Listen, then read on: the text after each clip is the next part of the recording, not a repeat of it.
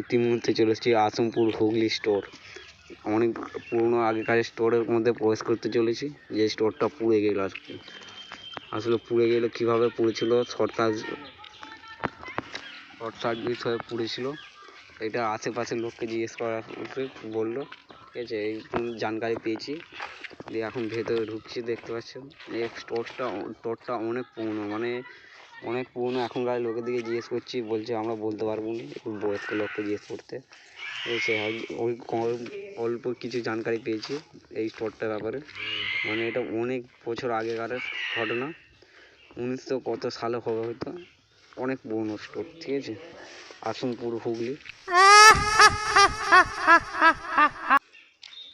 আসলে এই স্টোরটার ভেতরে অনেক ভূত আছে শুনেছিলাম, তাই একটু দুপুরবেলার দিকে এলাম। রাতের বেলার দিকে আসবো। ঠিক আছে, সন্ধ্যেবেলার দিকে যদি এটা দেখতে যাও পার্ট 2, তাহলে কমেন্ট করবে, আমরা এর পার্ট 2 আনবো। আর লোককে জিজ্ঞেস করবো, আরও ভালো করে জানকারিটা নেবো কত সালে কী হয়েছিল স্টোরটার ব্যাপারে। এই স্টোরটা হচ্ছে অনেক পুরনো স্টোর, আমি যেটা শুনলাম সেটা বলছি। সচরাচর শুনেছি এখানে কেউ রাতের বেলা আসে না, রাত 10টা নাগাদের পর এই দিকে কেউ আর আসে না। এদিকে এমনি দুপুরবেলা এসে দেখলাম হচ্ছে ছাগল গরু একটু চড়ছে, মানুষের যা আসা আছে, ঠিক আছে একটু। কিন্তু রাত 12টার পরে এটা কত সাল থেকে যে এটা পড়ে আছে, এটা দেখলেই বুঝতে পারবেন অনেক পুরোনো কারেন্ট মেশিন কেমন জং লেগে পড়ে আছে। দেখতেই পাচ্ছেন কি অবস্থা হয়, এইটা দেখতেই পাচ্ছেন কি অবস্থা। এমন করে চুপ করে গেলে হবে কেমন? এই স্টোরে আগে কত মানুষ থাকতো, চারদিকে ভিড় ছিল, এখন আর কেউ থাকে না। এদিকে আমরা গেটটা বসে একটু ঘুরে যাচ্ছি আমরা। দিয়ে দেখতে পাচ্ছেন স্টোরটা কত বড়।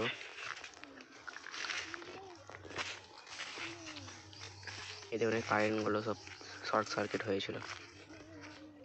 দেখতে পাচ্ছেন কি অবস্থা, চারদিকে ভেঙে পুড়ে সব ছাড়খাড় হয়ে গেছে, কত লোকের জীবন গেছে দেখতেই পাচ্ছ।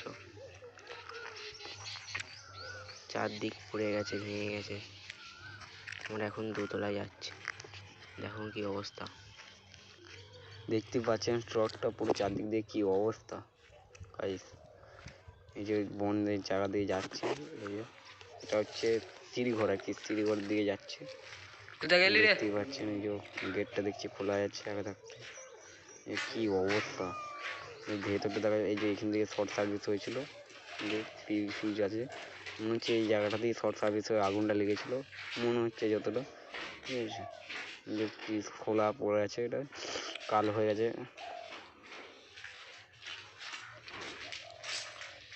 যে ভেতরটা দেখতে পাচ্ছেন গাইস, কিছু নেই ভেতরটা। অনেক পুরনো স্টোরটা আগুন লেগে গিয়ে কি অবস্থা, অনেক টাকা লস হয়েছে মালিকের হয়তো কিছুটা।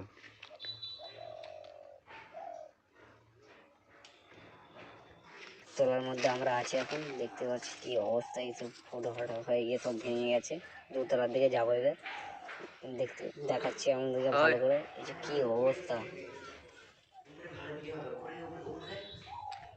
ভূতপুরের স্টোর। ভূত মনে হচ্ছে আছে। যদি পার্ট 2 দেখতে চান তার কমেন্ট করবে, আমরা রাতের বেলা পার্ট 2 নিয়ে আসবো। খোলা এটা, সিঁড়ি দিয়ে যাচ্ছে, সিঁড়ি দিয়ে এখন উঠে যাচ্ছে হচ্ছে দোতলার দিকে যাচ্ছে আমরা। এই যে ভেঙে গেছে, এইটা দিয়ে শুনেছিলাম হচ্ছে কেউ ছাদ মেরেছিল আর কি, তার পা ভেঙে গেলো, ওটা ভেঙে ছাদ মেরেছিল। দোতলার মধ্যে প্রবেশ করে গেছি। এই যে উপর দিকে আছে দোতলা, এই যে দিকে আছে, এই যে গেটটা খুলছে, গেটে দেখাচ্ছে যে কিচ্ছু নেই গাইজ, দেখতেই পাচ্ছেন। বহু টাকা লস, বহু টাকা।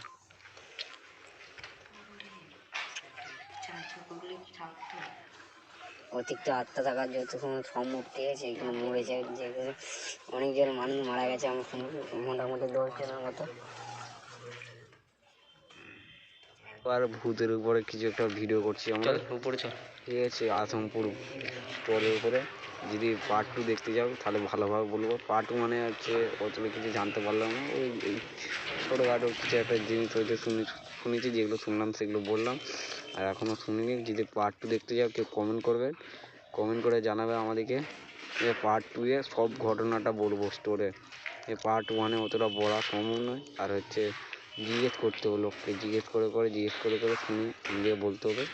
পার্ট 2 রাতের বেলা হবে, আর রাতের বেলায় সব কিছু বলা হবে তোমাদেরকে এই স্টোরের ব্যাপারে।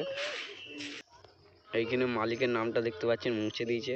এই যে মালিক মুখার্জিটা লেখা আছে, ঠিক আছে। কিন্তু যে খোঁড়াটা দেখতে পাচ্ছেন, ওই জায়গাটা হচ্ছে মুছে দিয়েছে। এটা মলাইপুর হুগলি এখানে লেখা আছে। আর এখানে সালটা লেখা আছে।